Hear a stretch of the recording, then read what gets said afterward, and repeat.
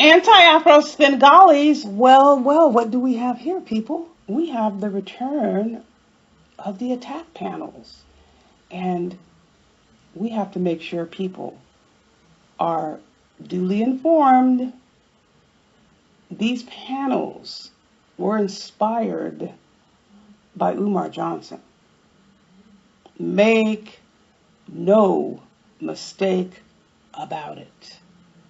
Now, I'm coming on here for a very specific reason. I want to talk about a very insidious situation going on, how the attack panels, the venomous, head-filled attack panels are going after a person who participates in the YouTube/Umar related content live streams. His name is Al. Now, I put here in quotations non-ADOS, which people have stated that he doesn't have a black mother, he doesn't have a black father, so he's referred to as white, although he has his own definition for his racial identity, and he can describe that to you. But here is the point. Apparently, there's some sort of uproar over somebody claiming he has a disability and claiming he resides in a care facility. Al made the decision to come on and describe this information as false. Nonetheless, the attack panels have decided to continue asserting this as true. That's Al's decision. He decided to come on and make the statement. And while I'm describing what's happening, you're going to see a collage of memes flash on the screen going back to maybe 2017 or 18. And you're going to see the descriptions, claims, and declarations by Umar Johnson targeting. You're going to see primarily me and Reb G. And I think I'm putting up something about Tariq Nasheed, but we're not putting up anyone else that went under these attacks. We're already up here, so Umar Johnson, whoever else can continue targeting us, whatever. We're not bringing anybody else in, but Umar Johnson was going to town on any and everybody he could. He was just out for it. Beyond bone, he was going down to the bone marrow with his attacks. You'll see, and this is just the tip of the iceberg. It's just a repeat. This is what Umar Johnson got started. So you'll see this as I'm talking. I want to make sure you know. This is how Umar Johnson, so they say, gets down. Here's what I want to make sure we revert back to. Umar Johnson inspired these attack panels. This is the issue I want to drive home. These attack panels are not Umar Johnson's supporters. What attracted them to Umar Johnson are Umar Johnson's characteristics. They are identical to Umar Johnson. They don't care one way or another whether or not Umar Johnson opens a school, because people are attracted to those who share the same characteristics. That's the attractive part about Umar Johnson. What he does aside from that is really irrelevant. There's no relevancy to what Umar Johnson is doing aside from that. Now, there are a couple of people who put on a good show and try to convince people that they are Umar Johnson supporters, but that came out to be bogus. And how do we know that? Because they barely even talk about Umar. What we are seeing with these people is not only do they demonstrate the traits that Umar Johnson exhibits, they've turned on each other. It's not infighting, it's outfighting. Out in the open. They have called the police on each other. They have spoken to each other in ways I've never had anybody talk to me the way that these people have spoken to each other and they claim they were down with each other. We have these people accusing the anti-fraud warriors. And when I say accuse, they couch it as an accusation, so I'm using the word accuse. Anti-fraud warriors of being gay and married with children and engaging in relationships with other men, and now they are accusing each other of being gay. Again, I'm using the word accuse because this is how they are perceiving it. They are looking at it. Now they're doing the same things to each other, teasing somebody of having citizenship upheld and failing citizenship exams and using fake names and lying about giving fake names. Just so you know, everyone, if you are on social media and you are leaving messages, you are not confidential to the government. Keep that in mind. That information was driven home not only during that investigation with Rev G's criminal case, which I knew before, that was reinforced with the last threat. The situation that occurred with the last threat that occurred, and I received the update here at my house. People's screen names and people giving different names and people believing they're going by this name, that's irrelevant. They know exactly who the person is. It doesn't make any difference what they say on the internet. Doesn't matter what screen name they use. They know who people are. Fact of the matter, the rebound was to divert attention away and attack a person claiming he has a disability. I think that's a pretty weak comeback. First, they were going after anti-fraud warriors, supporters, or any person who identified Umar Johnson's behavior as repugnant and vile and just treacherous and atrocious, criminal. And initially, they went after Al because the things that people were doing, essentially replicating Umar Johnson's behavior, he addressed that and used colorful language that they felt was inappropriate because he was attacking black people. But let's be clear, this came after how many months of vicious, specific attacks on other people. Now listen, YouTube is a space that's open to everyone unless YouTube says you can't comment. They went about attacking black people left and right. When someone else stands up and attacks black people, there's an issue with it. And what might that issue be? Because the person leveling the criticism is, quote, non-ADOS? Or is it because the person leveling the criticism is ADOS and it's okay? Consistent with Umar Johnson's thinking and those who are like him, the position is nonsensical. What is the rallying cry of these people? Support black folks. But they're not doing that themselves. So where is the credibility with the criticism? Knocked down like dominoes. They're just bored. They just need something to say and do. And they are just basically acting upon the traits that Umar Johnson shares with them. Hypocrisy. Say anything. I just have to be saying something. I just have to be talking. I just have to be seen. I just have to be heard. Say anything. Do anything. I don't remember whether or not what I'm espousing makes sense based on what I said last week and the week before. Umar is replicating a bunch of clones. And guess what? He doesn't even acknowledge any of them. You know what Umar Johnson does?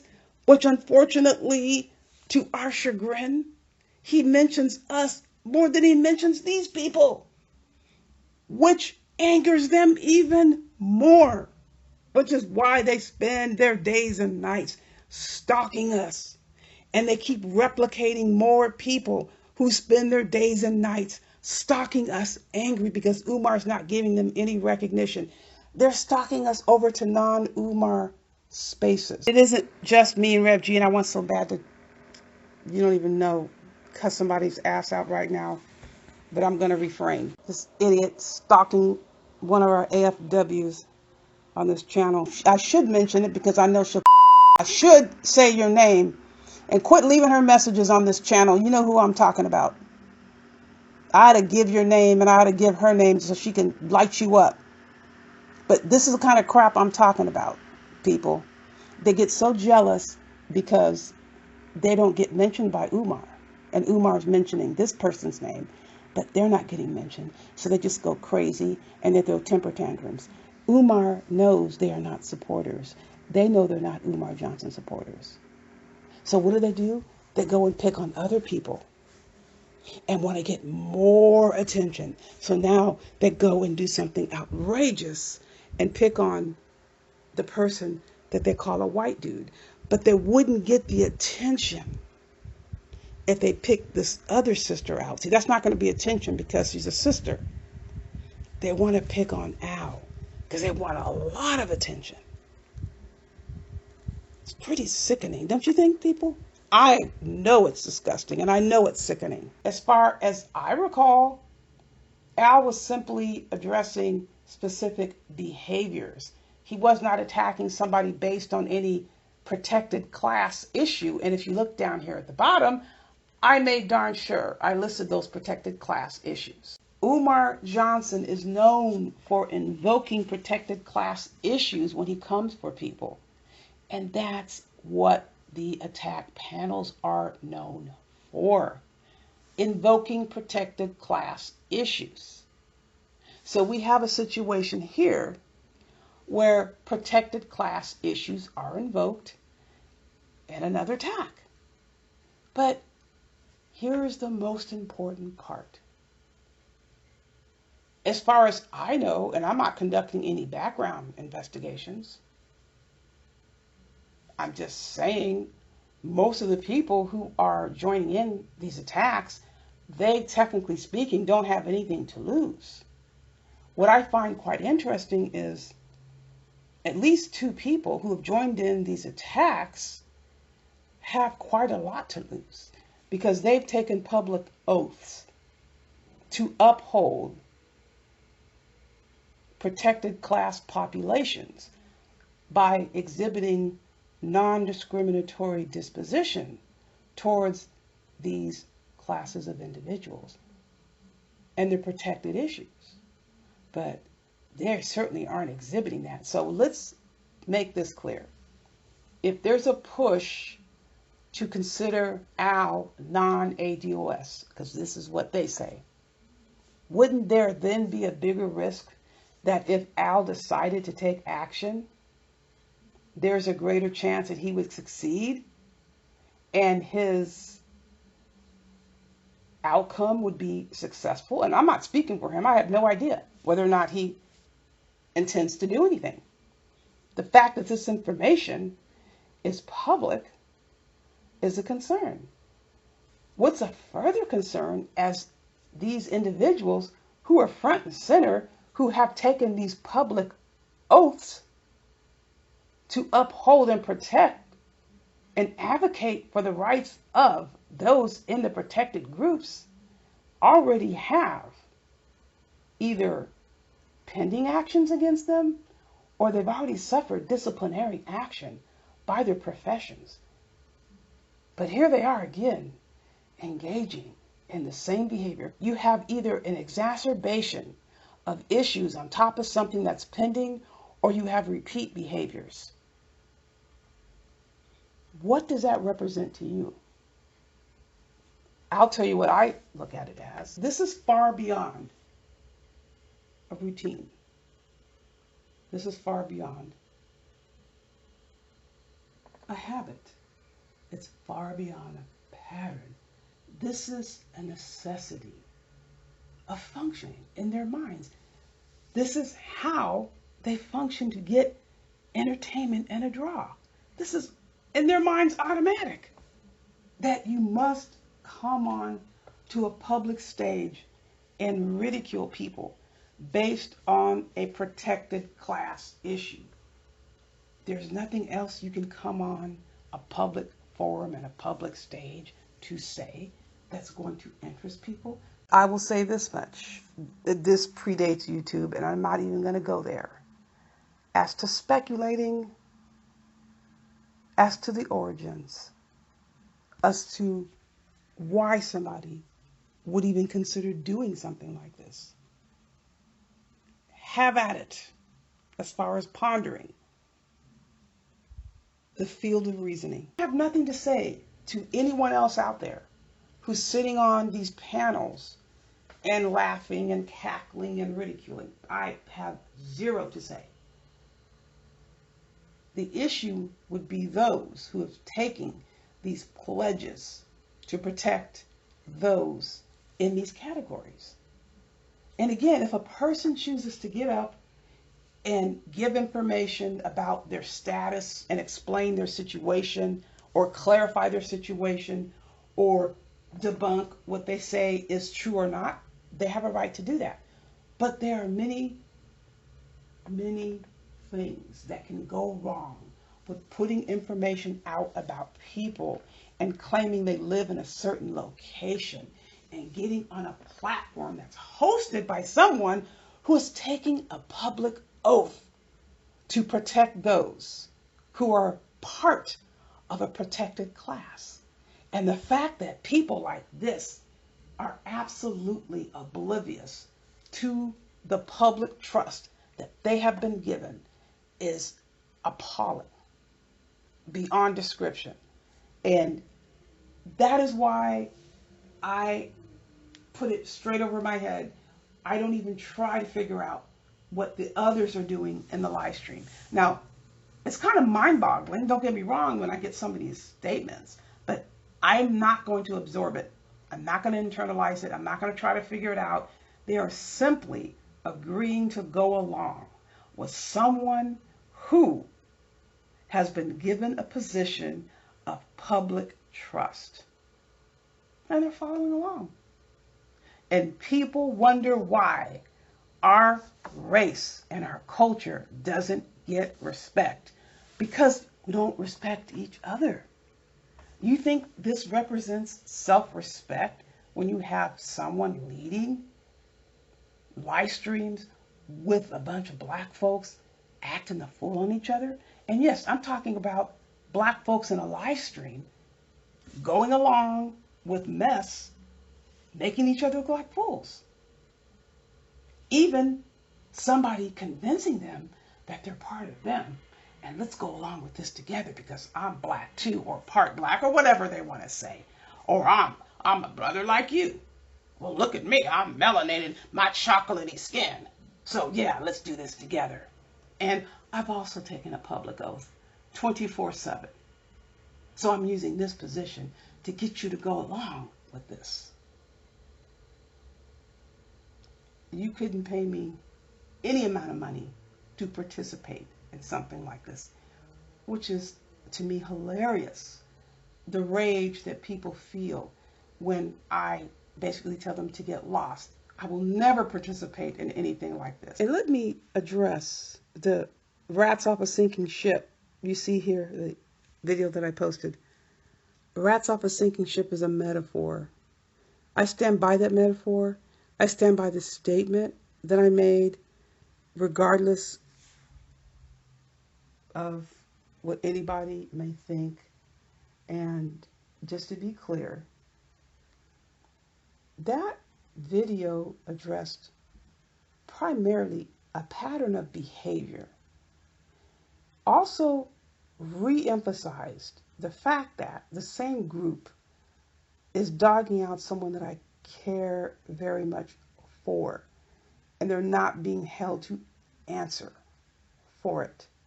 So there was no way somebody was going to come onto this channel and chastise me for that. And they certainly were not going to defend these people. So I purged a message from an AFW. Now, there would be no way I would ever delete an OG AFW's message on this channel. And the OGFWs know that. So if they wanted to blast me to smithereens, they absolutely would, could, and do just that. But someone who's been an AFW for a year, still learning the ropes, doesn't have those privileges. So that's how that goes. If someone is unwilling to call these people out for disrespecting someone I care about, the behavior is ignored when it should be called out. They are not going to then come here to this space and try to defend those people who I'm calling out here in this space. That's not going to happen. I need a debate. Debate what? I guarantee you I would lose. I could never be that ignorant. You win.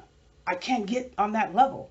You absolutely would beat me. Hands down, I can't be that low down and dirty as to get on a live stream and a panel and reduce myself to that level. People can take that any way they want. It's despicable. It's disgusting. Again, if Al felt he needed to come on and explain his situation and deny, or whatever you want to call it, and that's not a negative, he felt that way. I'm looking at the bigger picture. And perhaps one of the most perplexing things I heard or saw, someone sent me a screenshot. It was shocking. Someone said, "Oh, this is too toxic. I'm out of here," or "I'm gone," something to the effect. And I'm going, what? You've been there the whole time. You've sat in this space, because this has been very, very disappointing to see a person sit in this space who has stated over and over again they're against fraud, and they have sat under people like this, then have gone into other spaces that are anti-fraud warriors supposedly, but they sit in these spaces and now they're saying this is toxic. No. How do you say it's toxic? You've been there the whole time. And this brings me to the next video that I'm working on, because I think absolutely this speaks to whether or not you would consider yourself abuse obedient. Because there are some people who fear if they do not succumb to the abuse obedient syndrome, they fear what will happen to them. So they acquiesce to it. I feel that is representative of what I just described, but people make their choices. And there is a lot to lose. So again, whatever Al decides to do, if Al decides he wants to take this issue further, I guarantee you he has solid grounds for those who have taken an oath and sat up as leaders and facilitated these live streams, eviscerating, just completely abusing their responsibility, their obligation to uphold, respecting those who are in the category of having these protected class rights. This is just downright despicable. And if you have never participated in any of this mess, consider yourself beyond just blessed, grateful, whatever your spiritual realm is or not, or support realm. Consider yourself indeed elevated 10 pegs above Stay tuned for that video. Are you abuse obedient? In the meantime, you know the drill. Buyer beware.